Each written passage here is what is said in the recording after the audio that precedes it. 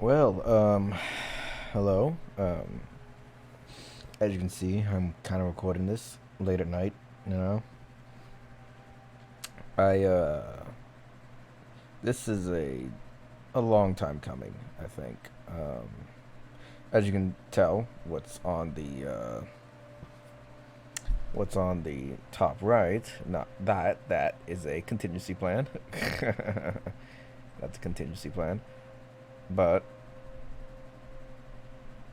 well, let me just start off with this. I just watched the first episode of the Cyberpunk Netflix series that just came out, and I was hit with a wave of old emotions from about a year ago, maybe a year and a half ago, maybe 2 years. Honestly, I don't remember. Before Cyberpunk even came out, or basically when it came out, and that whole fiasco, which I will explain.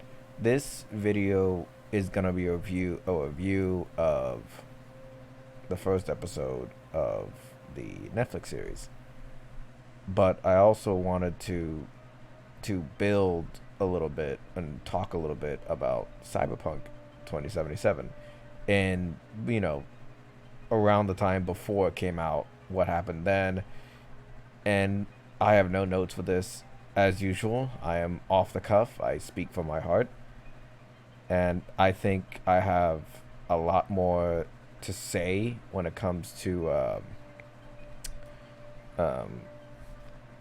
when it comes to Cyberpunk. I feel like I know a lot more than a lot of people. I've spent an a ridiculous amount of time uh, in the game, as well as before the game. So Cyberpunk to me was a master class. Say what you want about Cyberpunk, but it was a master class when it came to marketing. In the early days when they were marketing, oh my god, the marketing was beautiful. Hats off to the marketing team. Whoever the marketing team is, they did their job really well. Like, extraordinarily well. And I'm gonna lower my volume a little bit. They did their job so well that they ruined they didn't ruin the game, but they sent the expectations far too high than it should have. Which, if I'm being honest with you, I would much rather have a super hype game beyond anyone's comparison than have a game that's hardly even hyped and that'll just die up on impact. Now, you're probably wondering, what's the screensaver? Why the specific screensaver? I'll tell you why. I found this screensaver about a few months. I'd say about 6 months, maybe no, probably longer than that. Almost about a year, I would say. Maybe about a year to 6 months before Cyberpunk came out. No, a year, 100% a year. I uh, I was scrolling around on Steam. There's a wallpaper editor thing, and it's only $5. I bought it because I wanted to check it out with my buddies, and it had this. You could look up anything you want. It is a wonderful,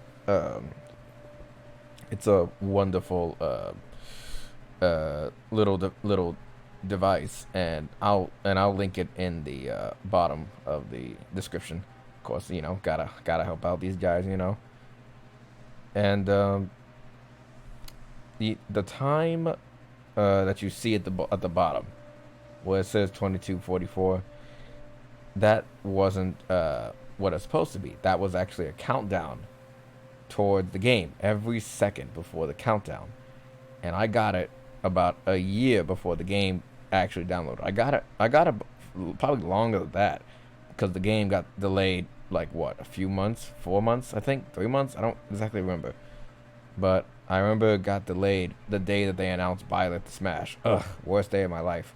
But again, probably should have seen what was coming at that time, but at that time I was too filled with my hubris. But I know it's supposed to be a review about the Cyberpunk trailer, not trailer, Cyberpunk review for Netflix, first episode, but I just want to make some background of how I feel, because I don't like jumping into it. I like to explain my train of thought, I should say. Where do I begin? Cyberpunk was, for one, the first game that I ever pre-ordered for $70 to play it literally a day early. The first ever game, and I don't think I'll ever do it again after that fiasco. Maybe I will, maybe I won't. I don't really know. But it was the first game that I actually pre-ordered. Not only that, but it was the first game that I actually read about in the lore before the game even came out. Like, I've spent hours upon hours upon hours just integrating myself with the lore of Cyberpunk. I probably know just as much, if not more, than the fucking developers that made the game. But, you know, developers, they did a really good job with the game when it comes to the lore. Again, I will explain in the future how I feel about the game. Those of you know who I am, you know how I feel about it. But, you know, again, this is off the cuff. The lore of Cyberpunk, I'm a lore guy. I love history. I love factions. I love dumb, stupid shit when it comes to history. I'm a history major. That's literally what I am. And Cyberpunk was an amalgamation of the worst of humanity, the weirdest of humanity, and the darkest, sarcastic sense of humor in humanity I have ever seen in a setting. And I loved it. I absolutely loved it. I loved all the factions. I read every single faction that I could in that setting. I read so much. I practically studied for this fucking game when it came out. Far more than I ever did on any of my tests. Literally, I'm not even kidding. I've studied on the game alone far more than any other test that I've ever taken in my life. I would have aced that shit if it was a test. 100%. No cap. But, you know, it's not a test. It's a game. But, you know, whatever. The thing is to put in the description, I was ready for Cyberpunk. I really was. It was such a wonder. They didn't slip up. Not even once. Not even once did they slip up in the marketing team. Now, granted, they could have shown different types of gameplay, and granted, they set the expectations too high. Again, I think of course, it started years and years ago, in 2018, 2017, maybe 2016. I don't remember, but it showed that one trailer with, you know, the one chick on the ground with the little, you know, swords and little mantis blades coming out of her arms, you know, cyber psycho crazy shit, you know, and it shows, you know, a small slow motion gunfight, and that's it. And they went silent for about 2 years, I think, and then all of a sudden they dropped the I believe it was oh man, was it the trailer first or was it 40 minutes? Whatever. They dropped the 40-minute gameplay trailer. And oh my god, that it took off like a rocket after that. Oh my goodness. I mean, granted it was all pretty much fake, but it looked good. It still looked good. I wanted to believe. I really did. And I believed it, and it was so fucking good. The guns, the gameplay, the setting, I loved it. And then they added more. They added music. They added more vehicles. They added more and more empty promises, you know. Make your own, you know, outfit and shit with their own colors. Make your own car. Upgrade your own car with different mods. And have your own apartment and upgrade your own apartment and do different stuff with it. And I was hooked. I was hooked 100%. Still am hooked. That's who I am. But, you know,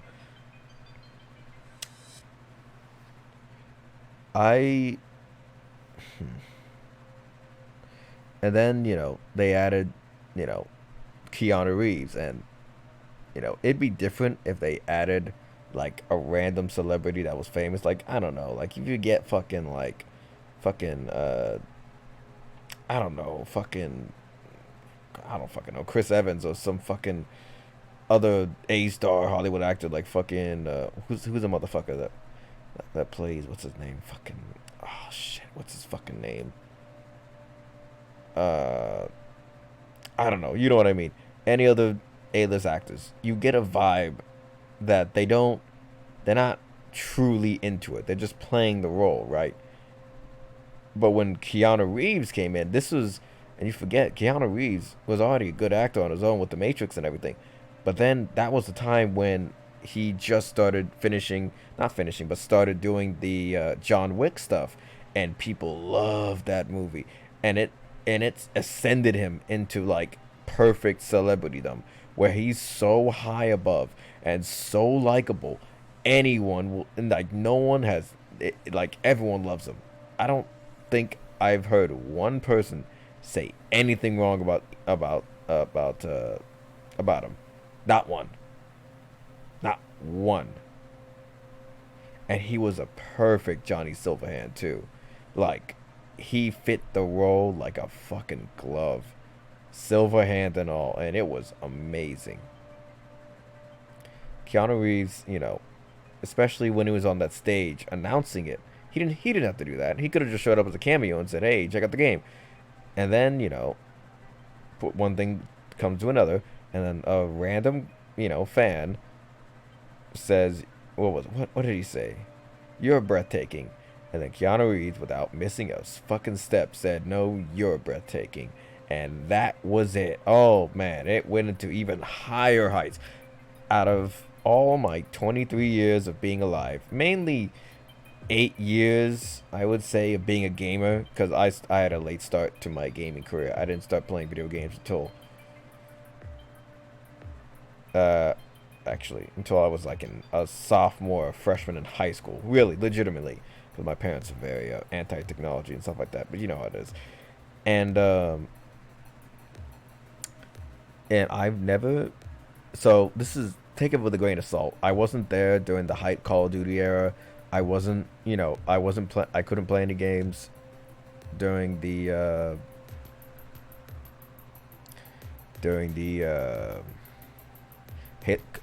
Halo era. I literally didn't know anything about that. The only thing that I knew about that, and the only thing that was weird about me is because, unlike a lot of people who simply played the games that they saw on the television, I didn't have a console. My parents could have afforded one for sure, but they wanted me to focus on school, especially middle school. How parents get. They want their kids to do good. They don't want any distractions. My parents more so than others. And I didn't get my first console till I was a freshman. No, freshman. Yep, 100% freshman. And my dad, I guess he felt a little bad that I never, got to, have a console growing up. I only had like a DS and everything. That's fine. But that was before, I would always get grounded, and they would take my DS for like a year or something like that. And again, I was a stupid kid growing up, but even then, hindsight is 2020. I'm like, that's a little much. They were a little strict. I gotta admit, that's just how they were. But I think I turned out great. In spite of that. But that's just how it is. I think it's who I am as a person. I think just a little wired differently, I guess. But when it comes, because I read a lot as a child. I still do. I love to read, still do. And it was weird because, as I said before, people, whenever they would see a game, they would play it and then have a review based on that. I couldn't do that, so I had to first have Game Informers. My dad had a subscription for Game Informers for about 4 years, I think, before I ever got my console. So during my middle school days, I would have every single Game Informer that ever came out between the span of, oh my god, shit, like 2014 maybe? No, no, no, no, longer than that. Like 2010 maybe? 2008 maybe? No, fuck. Around 2009 maybe to 2014, I would say. About a good 4 to 5 years, I would say. I had every Game Informer that ever came out during that time. And contrary to belief, I don't trust Game Informers at all nowadays. But even then, as a young kid, I was able to know how to decipher things from the truth. I was able to pick up on things that people were trying to hide from me, you know? I wouldn't say I was a smart kid. I was smart enough to pick that up because I read so many Game Informers, and they would always have their reviews and everything. And then it really started to come together when I started to cross-examine it with YouTube videos. I didn't have a YouTube account, an actual YouTube account. Like, I didn't get an official YouTube account till later on in my life in high school, but I would watch videos on my grandmother's, laptop or phone, on a random account that, just look it up, And I didn't start doing that till I was about in middle school, early middle school, I think. And I was able to cross-examine that to an even better degree on people who actually played the game. Not only that, but I could actually watch Let's Players play the games that I never could have. And I could live through them. And that was a very, very fun time for me during those times. Even though I wasn't playing the game, I was still living through it. And even better, I had a little friend to play the game with me, and I would just be a little backseat gamer, just be like, oh man, this guy fucking sucks. I could have done this way better than him, But that's it was a fun time, I think, to read and do that. And then I remember I it was really weird because all the biggest games that ever came out, I had a Game Informer for it. I remember waking up and getting a Skyrim Game Informer, not knowing at all the culture shock that the game was having across the world. And you got my little ass reading it on a Game Informer, and I'm like, oh, it's a pretty good game, I guess, and nothing too big, I guess. And then, Final Fantasy, Borderlands, Halo 3, Halo Reach. I remember one of my earliest Game Informers, I had a Halo Reach Game Informer, and that's what got me into Halo. Game Informer, whether I like it or not, got me into the gaming universe as through reading, because I didn't have YouTube really early on. I read everything. I read all my Game Informers, front and back. Every single review that's ever been written in that Game Informer, I read it, and I read every single word of it. And I would memorize it. I don't remember it now, of course, but I would memorize it because I'm like, oh, let me just put that in my head, and maybe I can one day see if it's true or not. Granted, I think Game Informer had a little bit more of a better view than they did now. Now is, I don't trust Game Informers all that much anymore. I trust myself more because now I can actually play the games, and I can watch reviews on people who I actually trust who plays the games, But again, more important, I can play the game myself, so I can make my own emphasis on it. And I'm kind of getting off topic, but am I still recording? I am still recording. Good. So when Cyberpunk was around the corner, hype was building up. I was well, I'm not gonna fucking lie about it. I was in a very tough time in college. Um, I struggled in class. Not struggled. I was able to get out through most of it, but it was, you know, a difficult time for me. At that time, I didn't know what I was doing. I mean, I knew what I wanted, but I wasn't sure that I actually wanted it. And if I'm being honest with you, the only reason why I went to college to begin with is because my parents, always told me, you got to go to college to get a job. And I was like, you know, I mean, I understand that, but, you know, I just never liked college to begin with. I'm going to be honest with you. I understand, you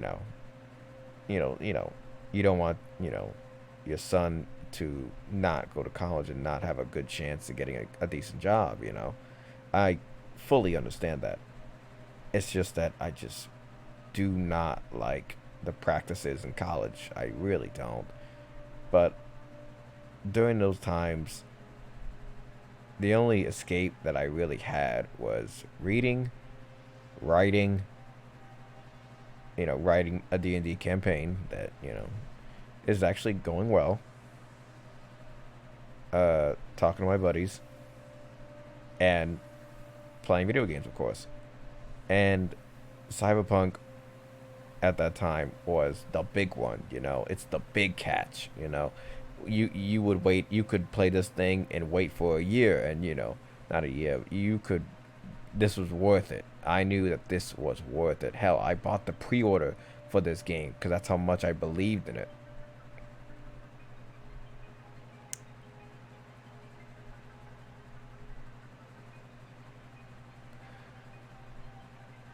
I'll never forget when the first reviews started to come out for Cyberpunk.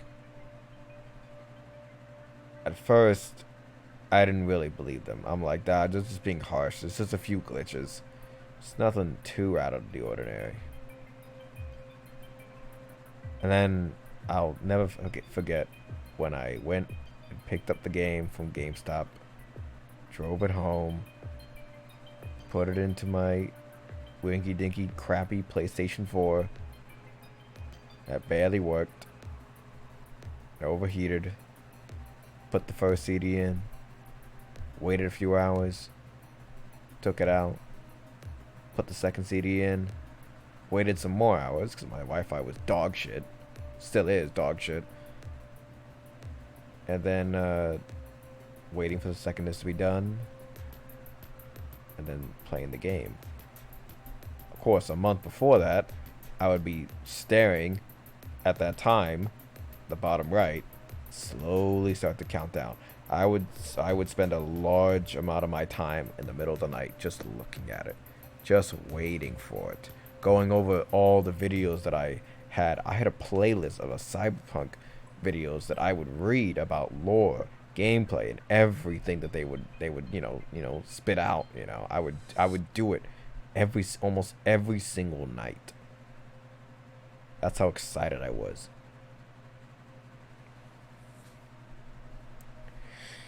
And then, I started to play Cyberpunk. And, the first hour or two, I'd say, it's good. It's everything that you expect. City, vibrant and disgusting and decayed. You can feel it, especially as a street kid. As a corpo, I never really liked the corpo route. And again, that's just me. I'm not. I don't like the corpos. I don't think it's fits the vibe, I should say. I mean, there are corpos, sure, but I didn't understand how you as a corpo at the beginning of the game would lose all your value and be sent down at the bottom of at the bottom of the city. Eventually, you're just a street kid at that point. You know, I know it's the background, but they never really went too deep in the background. For for Street Kid and what was it? What was the other one? Outsider? Fuck, what was the other one? Oh fuck, what was it? Street Kid, Corpo. Oh shit, what was it? What was the last one? Hold on, I'm looking it up.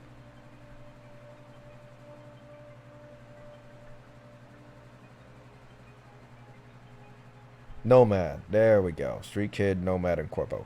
I liked the Nomad and the Nomad route. I liked it. I understood it. I understood why you needed to go into the city. I understood why. But come on, the best route for me and the one I chose was Street Kid. It makes the most sense. Starting off with literally nothing. You're broke. You're flat broke. You got nothing. You're probably gonna have nothing, and you gotta scrounge your way. I liked it when Cyberpunk was just you and Jackie trying to get a job, a good job, a big one, to get to the big leagues, and then work your way from there. Trying to scrounge your way.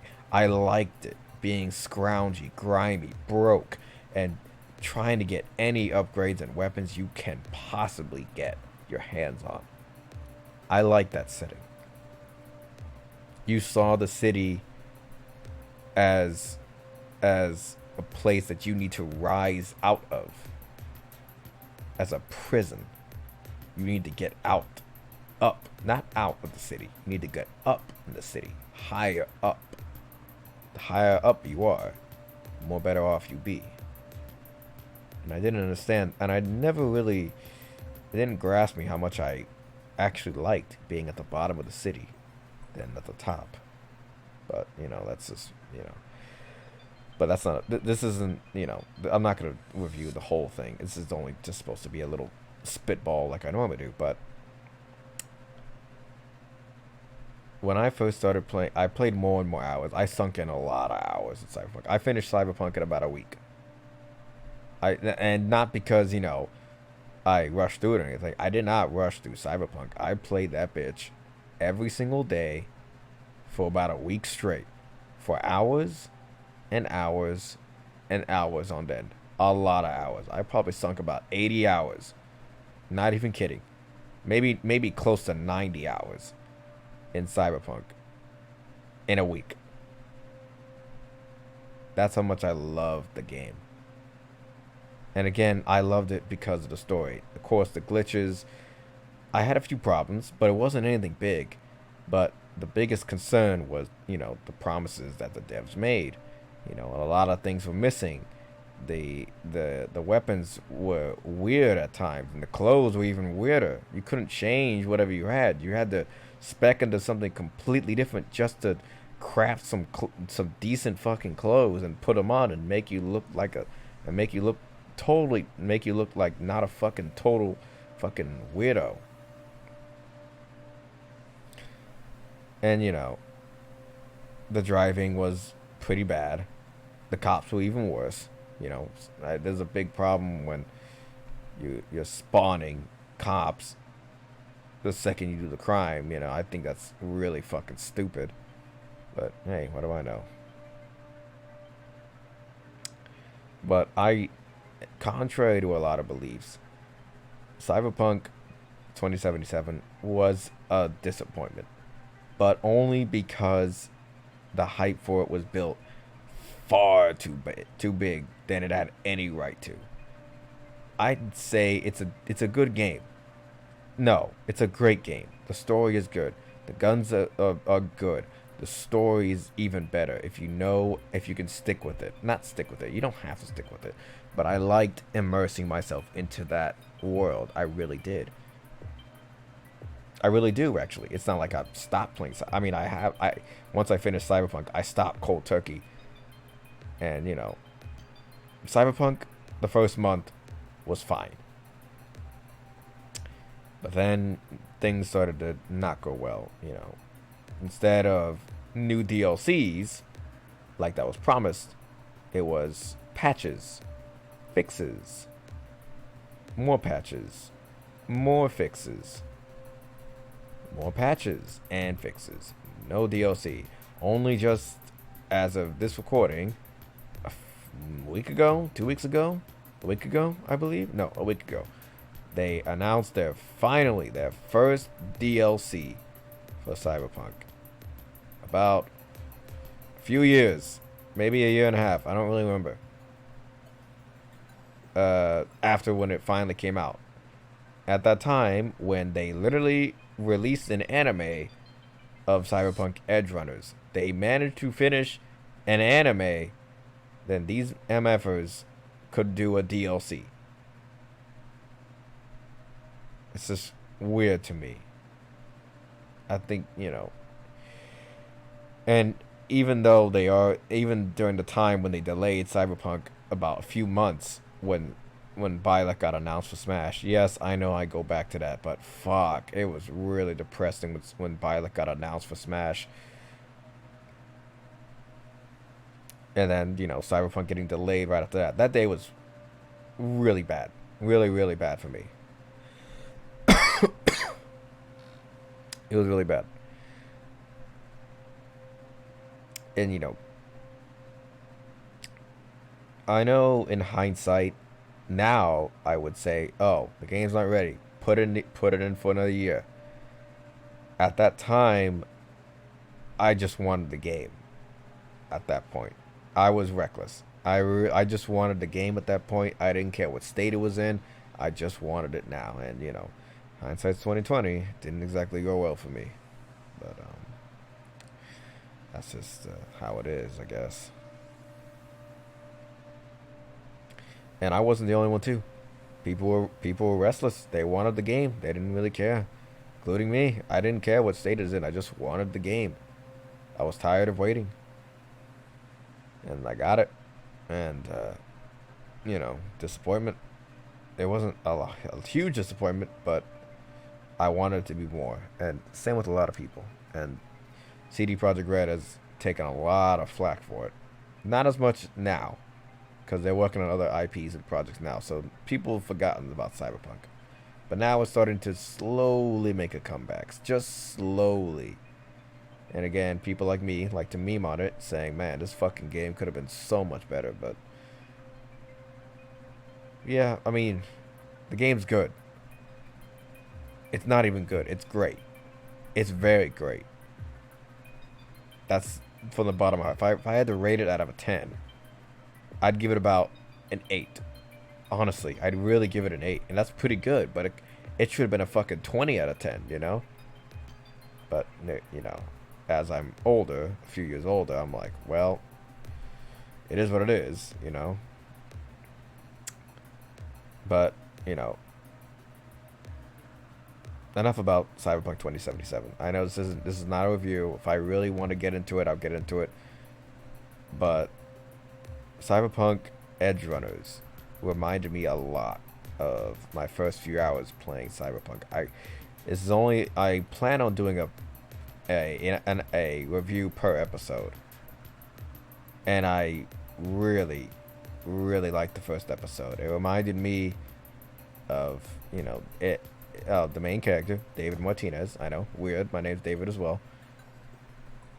He is down on his luck, to say the least. I don't give a shit about spoilers. I'm just gonna say it. Just read the fucking thing. I don't care. Spoiler alert. You have 2 seconds. 1, 2. I'm starting the spoiler review. I don't give a fuck. He has nothing. He's basically a young kid trying to get Eddies. He's poor, broke, and he has a single mother. His mother is a paramedic. Was a paramedic.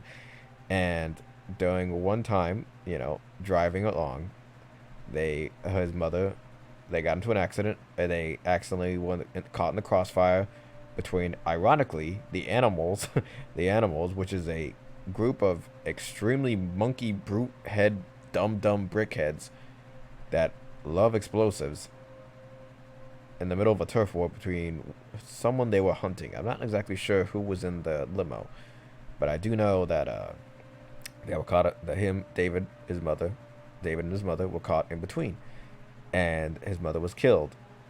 Not a little bit later, she managed to survive a little bit, but then she was killed. But then she died off screen, and we're not exactly sure how she died. We know that they tried to save her, through medical procedures. But I do believe that there was some foul play in there, but not sure about that.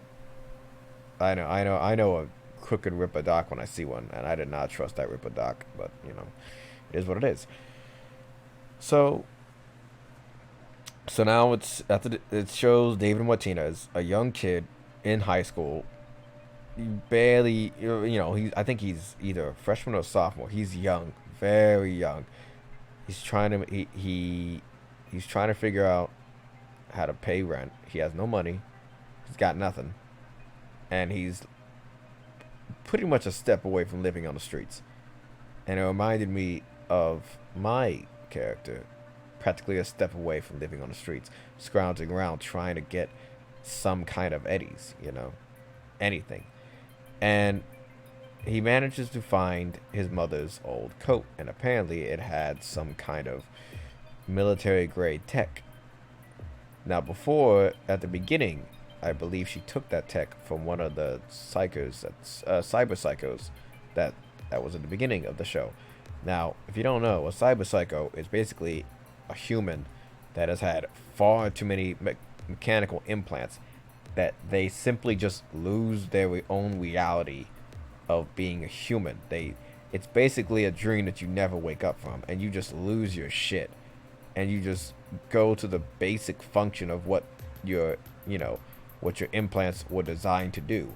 And usually that's designed for highly dangerous and very, very shooty McShooty, stabby kind of shit.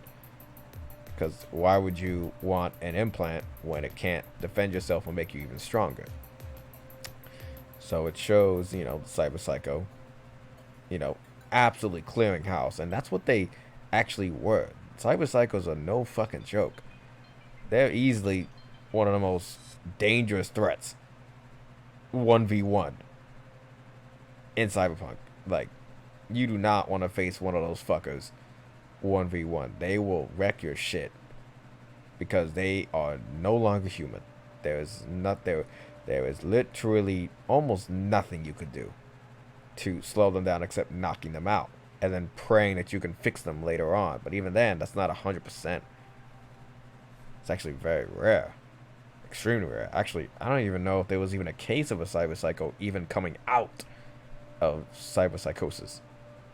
Truly and honestly, I don't believe I ever heard the case of them turning back into a human mind instead of a fucking meshed up meld of mechanical fucking crazy shit. But he finds a military grade gear from his mother's old jacket that I assume that she stole to try to sell eddies from. Now, his mother works for someone. We don't know who, but she is a little bit more in the darker side than what we know. We're not entirely sure. But we do know that his mother had connections with someone. We don't know who, of course, but they know that they paid at least a little bit better than normal. So, and she managed to get her hands on a military grade spine, kind of like it's kind of like a giant, not a flash drive, like a giant spinal kind of deal that helps you plug into the net, I would say, a lot easier instead of just your normal implants from your, that you pull out from your wrists. Instead, you would have it pretty much infused into your spine, where you could, instead of just, you connecting into a computer with the little flash drive in your wrist, it would be your entire nervous system and your brain in that system. You could work far more better. Now, he hasn't been infused with it yet, or even if he's gonna get infused. But he goes to his Ripper doc that he knows and asks to get it infused. Now, that's dangerous. It's military grade, and anything military grade is easily a bad decision. It depends on the Ripper doc that you know. If you got a good Ripper doc, you got a decent chance. If you got an okay one, you're kind of fucked. But even then, that's a military grade spinal weapon. You're still not exactly sure what it's capable of. Now, I can make a few guesses on what it's gonna be. The show's called Edgerunners. It's literally just running. It's literally just Matrix shit. If I'm being honest with you, that's the most basic term I can give you. Matrix shit, but in Cyberpunk, and that's it. Again, I haven't seen the second episode. I'm probably gonna watch it right now. Maybe I'm gonna do a review on it as well, probably tomorrow. But so far, I like it. I really do, and I hope to continue. That's it. Thank you for my rant, as usual. It's a fucking rant, and thank you. See you on the second review.